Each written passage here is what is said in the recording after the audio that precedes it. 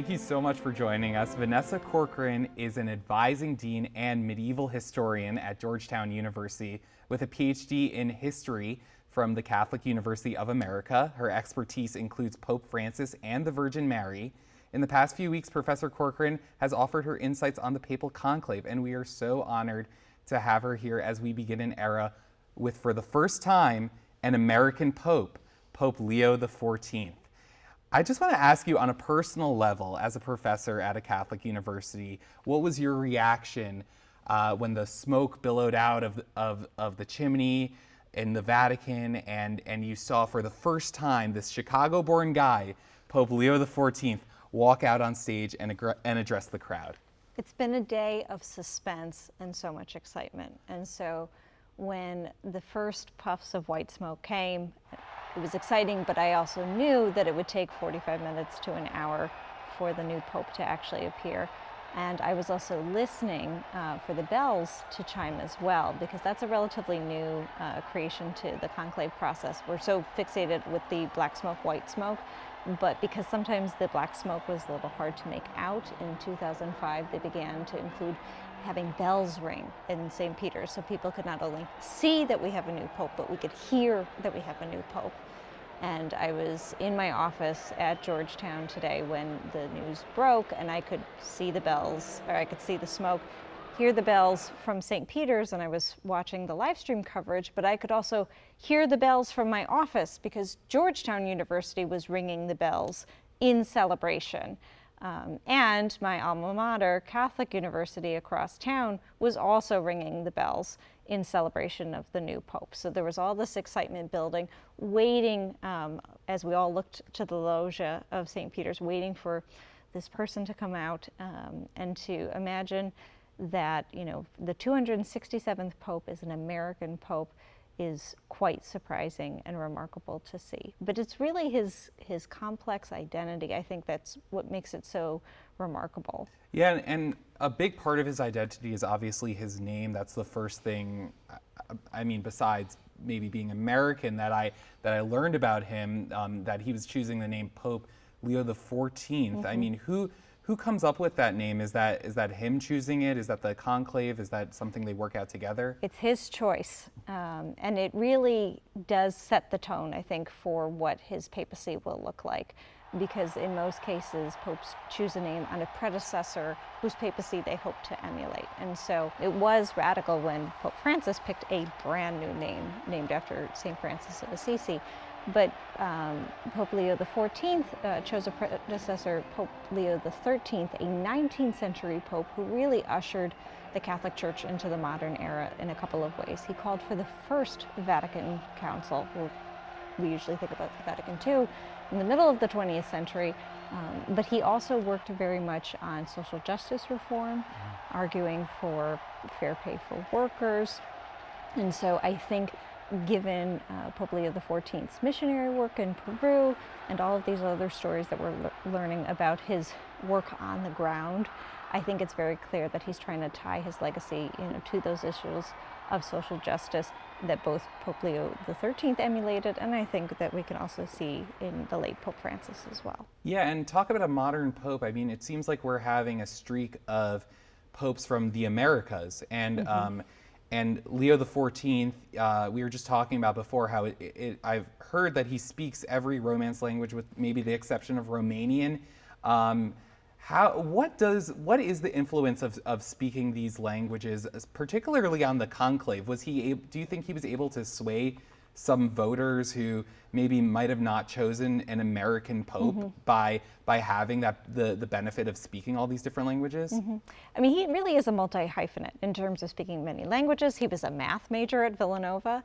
But in terms of what happened at conclave, which hopefully will remain a mystery to us, all cardinals had to take an oath of secrecy, and all kitchen staff, medics, all people who were in contact with the cardinals and the new pope had to take an oath of secrecy that they must uphold indefinitely.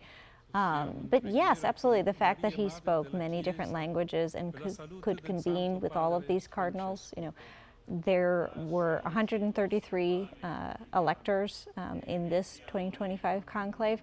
Pope Francis appointed 108 of them. And so first of all, this was the first conclave for the majority of them, but in some cases, this is the first time that they were meeting each other as well, particularly because Pope Francis appointed cardinals from so many different regions that had never had a cardinal before. So it wasn't just that he grew the number of cardinals, he looked to places that needed representation, as particularly in the global south, there are more Catholics represented there, and so he was appointing cardinals to represent that population. Yeah, absolutely, an extremely diverse conclave, and I think the first one with an African American cardinal who is from here in Washington, D.C., Cardinal Wilton Gregory. Yes, going to his first conclave. Right, I think Wilton Gregory, and then there's Robert McElroy's the other one who's here. I wanted to ask you about the Order of St. Augustine. I had heard that he's the first pope from this order. What exactly does that mean? So this goes all the way back to Augustine of Hippo, most famous for his work on the Confessions. And he's someone, again, if we're looking at what exactly does this papacy mean, who is Leo trying to model himself after? Augustine of Hippo was a convert. We have a lot of stories from his own writing about earlier years of his youth that were misspent, to say, and but he then found, in part through his own mother's urging, and became a Christian. And so that order, it's comparatively a much older religious order than the Jesuits. The Jesuits were a 16th century order. But and it's Francis was the first Jesuit, Francis was the first Jesuit. Yeah. But I think a lot more people should be reading the Confessions as a result of this, because I read Augustine's Confessions in undergrad at the College of the Holy Cross, a Jesuit school. And Augustine of Hippo, who became the Bishop of Hippo, a town in North Africa, Augustine of Hippo is a very accessible person. He was very human. He made mistakes. He partied too hard in some cases, and he admits that in the Confessions. And in terms of, all of the excitement that we're seeing right now, I mean, that was something that I was really struck by today in watching all of the live feed from St. Peter's, just the throngs of people cheering and everything. All of them are looking for that inspiration. And while it may seem surprising to say, well, if you pick up this early 5th century text, you'll also find inspiration, but Augustine's an enjoyable read. And I think if we dive into Augustine a bit more, we'll learn a lot more about Pope Leo XIV as well. Also, Vatican, of course, I mean, maybe people forget that it's its own nation. I mean, it's the smallest nation on earth, but obviously the Pope has a very important role on the world stage, and that role is always changing. What do you make of, I know Francis has taken a lot of positions on immigration and relationships with refugees. What do you see going forward with Leo XIV when it comes to these issues? I think they're very much aligned on these issues, again, because of Pope Leo XIV's missionary work in Peru. And, to your point about Vatican City being the smallest country in the world, it is remarkable, right? But representing 1.4 billion Catholics. And, as Pope, he is a global figure and will be meeting with different political figures. And at some point in the next few days, they haven't announced it yet, there'll be a formal installation ceremony for the Pope. And this is a Mass. Today has been a bit of a frenzy day. This is pretty well orchestrated. Is it like an inauguration? It is. Other than the fact that the second he accepted the papacy on May 8th, he became Pope. So it's not quite like an American inauguration ceremony where there's taking an oath or anything like that. He's already Pope. But the idea of the installation ceremony is to bring him formally into St. Peter's Square. And there will be dignitaries from all over the world who will attend this. Then Speaker of the House, Nancy Pelosi, attended Pope Francis's installation. And so I'm sure we're going to have a massive representation of American leaders who will be present for this, but at that ceremony that's coming up, there'll be a mass, and then afterwards, the Pope will also speak with each of these different representatives too, and sort of receive them in his country. Yeah, and you mentioned that this is kind of a special year for the Catholic Church and the Vatican. It's a jubilee, and I think you mentioned that it's kind of a unique circumstance for a jubilee, and that Rome and the Italian government were expecting tens of millions of people to flock into the city. Is this installation or inauguration, is that going to change these plans at all? So the Jubilee practice in the Catholic Church dates back to the year 1300, when Pope Boniface VIII called for a Jubilee. Actually, in 1299, there were a lot of people clamoring, oh, 1300 is going to be a special year. What are you going to do for the year 1300? It's a new century. So he called for this Jubilee year and saying, if you come to Rome, if you visit these churches, you go to confession, you'll be forgiven for your sins.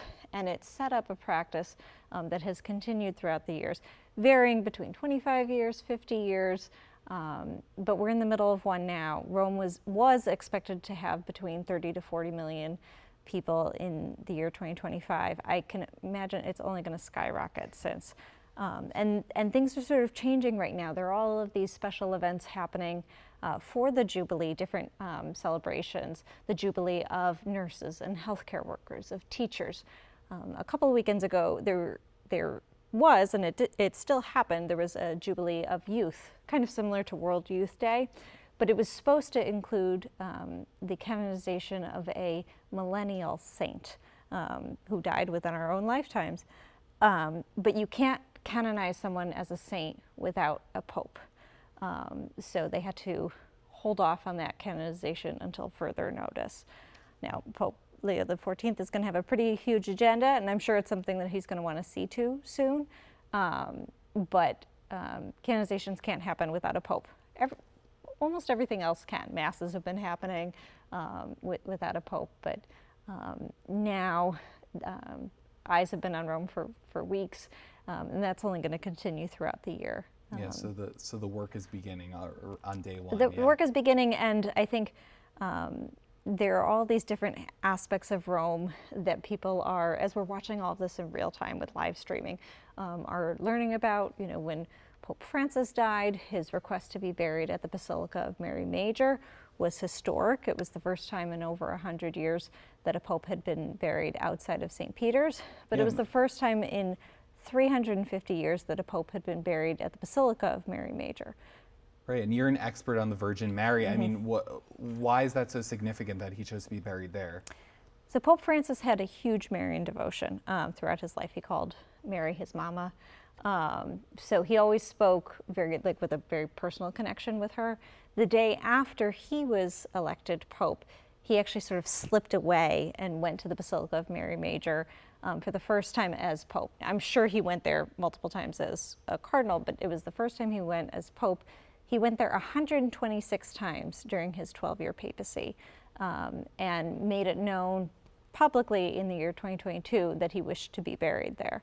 And he felt this real maternal connection with her. Yeah. And you can see that in his writing, in the fact that in the year 2020, during the COVID pandemic, he actually did an extraordinary blessing where he stood on an empty St. Peter's Square, so quite the opposite of what we're seeing right now. And he stood with an image of the Madonna and Child, and asked Mary for intercession. This was March 2020, as COVID was really ravaging the world, and asked Mary for her protection. This was a 6th century Byzantine icon that's in the Basilica of Mary Major. And the fact that he brought that painting out to St. Peter's Square really said something, that this was the protection that he saw to be so important. And then connecting that with Pope Leo XIV today, the first prayer that he said today was the Ave Maria prayer. Right, I noticed that, yeah. And so I think it's also fair to see a similar Marian connection with Pope Leo XIV. Right, oh, that's so fascinating. And you mentioned before, we were talking about youth and Jubilee. the age of 69 is not usually thought of as a youthful age, but I think for a pope it is pretty young. I mean, he's going to be the youngest pope since, I believe, John Paul II, Correct. who was 57 Yes. when he assumed Yeah. office. And if you know anything about John Paul II, is that he was there for a long Yeah. time. He was there, I think, for 27 years at the helm of the Catholic Church. What does that mean, like, as we're gearing up for hopefully perhaps a longer papacy? I mean, what does that mean for the Church? What's on people's minds as we enter this papacy of a younger Yes. pope? Yeah. So I think one thing that's really telling, so he was only named a cardinal in the year 2023, and one thing that Pope Francis did was appointed him to the dicastery of bishops, which is really having to do with like who gets to be appointed bishops and across the world. And I think this particular appointment means that we'll be watching, you know, both how he acts on a global level, but really at a local level as well, because, you know, bishops are meant to be these representatives on the ground. I think that's how Pope Leo XIV has lived his life so far, and now he's going to be entrusting others to do the same. Yeah, it's interesting because we were talking about Francis before. I heard he liked to oftentimes like sneak away from the church. I think he lived in an apartment outside of the Apostolic Palace. Yeah.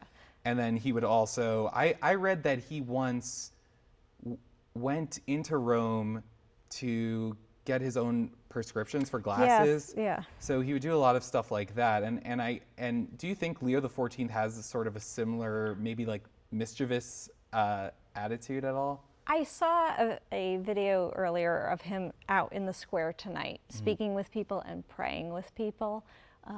I think, you know, it's very lofty looking at that loggia, right? And coming out with all of the decorative clothing, the new papal attire, right? But I think he is very eager to be with the people, to get down onto the square, to speak with people, to get to know people that he's representing. Been throwing around a lot of Latin terms recently, and one term for the papacy that I really like, and I thought Pope Francis emulated, was Servus Servorum Dei, servant of the servants of God. You know, so not necessarily the term vicar of Christ, but really, you know, a humble title. That was definitely something that Pope Francis did in terms of emptying his bank account to support prisoners, in donating the Pope Mobile to turn into a medic center for children in Gaza. That was one of his last requests. In visiting a crowded prison on Holy Thursday, just days before he died. I think we're going to see some similar behaviors from Pope Leo XIV as well. Yeah, and obviously you're a medieval historian. So you know popes probably on a pretty intimate level going back thousands of years.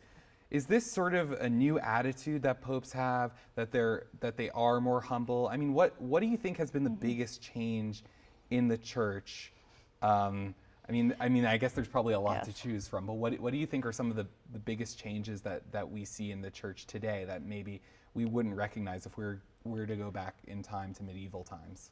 So if we're to take a global view and talking about the Vatican City as the smallest country, but representing, you know, one of the largest religions in the world, I think just the dynamic nature of what the people of the church look like, act like, where they live, what their ministry looks like, who's able to do the speaking in terms of representation, in terms of women's opportunities for leadership within the church, in terms of accessibility.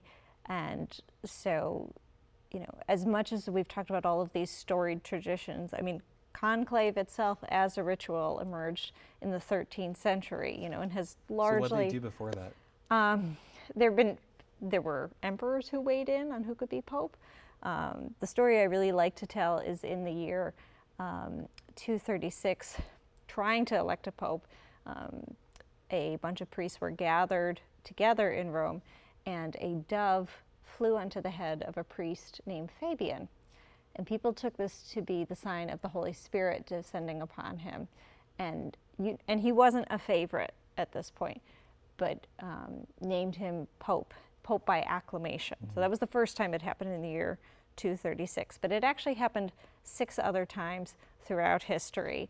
The last time was in the 17th century. We weren't going to get. Do you think it was a strategy? Maybe they put like bird seed under their skull cap or something? No, but we were on Seagull Watch today too, right? I saw those next to the smoke. There were seagulls resting right by the smoke when it went off. Yeah. Right, and it's, I mean, it to our modern ears, it may sound like a very different ritual, but it was only in 1996 that Pope John Paul II formally did away by the option of Pope by acclamation, that they could all just say, this is our guy, we're electing him. But the rituals of going into the Sistine Chapel came much later in the so I church's think people history. think of the Catholic Church as a, you know, obviously a very old institution, but like as you're saying, it changes a lot.